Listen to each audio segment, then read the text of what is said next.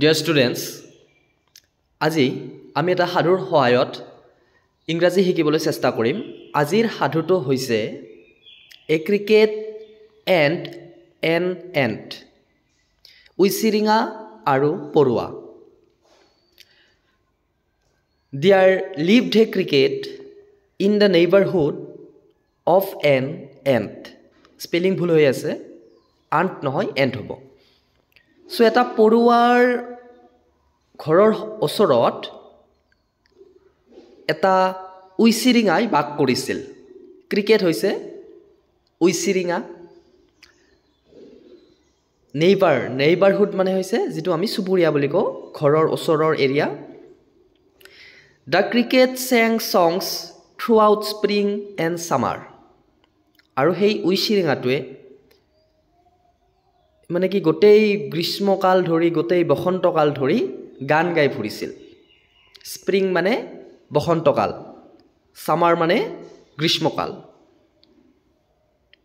He was very happy, আৰু সি খুব আনন্দিত হৈ আছিল।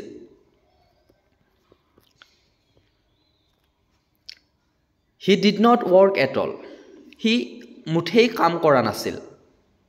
সি কেৱল গান গাই ফুৰে, কাম নকৰে। Winter came and it began to snow everywhere. শীতকাল আৰম্ভ হৈছিল আৰু চাৰিওফালে বৰফ পৰিবলৈ ধৰিছিল। স্নো মানে বৰফ, উইণ্টাৰ মানে শীতকাল। He had saved nothing for winter.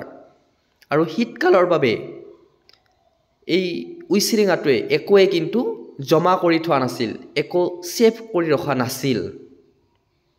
He began to die of starvation. ফলত সি খাবলৈ নাপায়, মৃতপ্ৰায় অৱস্থা হৈছিল তাৰ। starvation মানে যিটো খাবলৈ নোপোৱা অৱস্থা। So he went to the ant for help.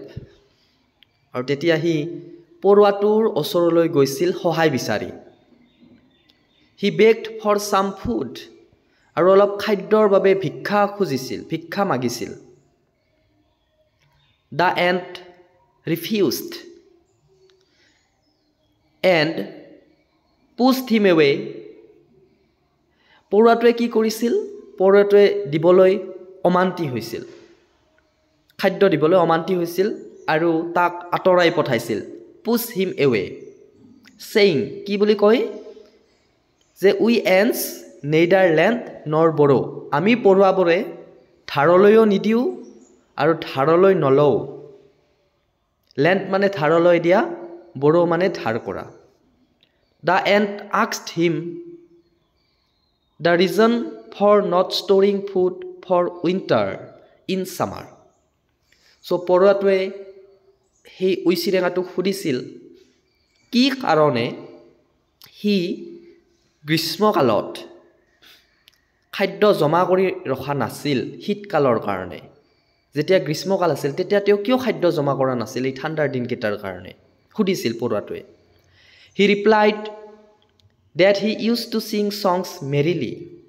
সি উত্তৰ দিছিলে যে সি আনন্দ মানে গীত গাই ফুৰিছিল গ্ৰীষ্মকালটোত। The ant told him to dance away in the winter then. তেতিয়া পৰুৱাটোৱে তাক কৈছিল যে তই এতিয়া ঠাণ্ডাৰ দিনকেইটাও গীত গায়ে পাৰ কৰ, এনেদৰে পৰুৱাটোৱে কৈছিল। চ' ইয়াতে এই সাধুটোৰ মোৰেল হৈছে যে ন' ৱৰ্ক ন' ফুড। যদি তুমি কাম নকৰা তুমি খাবলৈ নাপাবা। ন' পেইন ন' গেইন, দুখ নকৰিলে মুখ নভৰে। ড'ণ্ট ডিপেণ্ড আপন আদাৰ্ছ, আনৰ ওপৰত নিৰ্ভৰ কৰিব নালাগে। ছেভ ছামথিং ফৰ দ্য ৰেইনি ডেইজ, যে অভাৱ অনাটনৰ দিনকেইটাৰ কাৰণে আমি জমা কৰি ৰাখিব লাগে কিছু। চ' আজিৰ সাধুটো এইখিনিয়ে।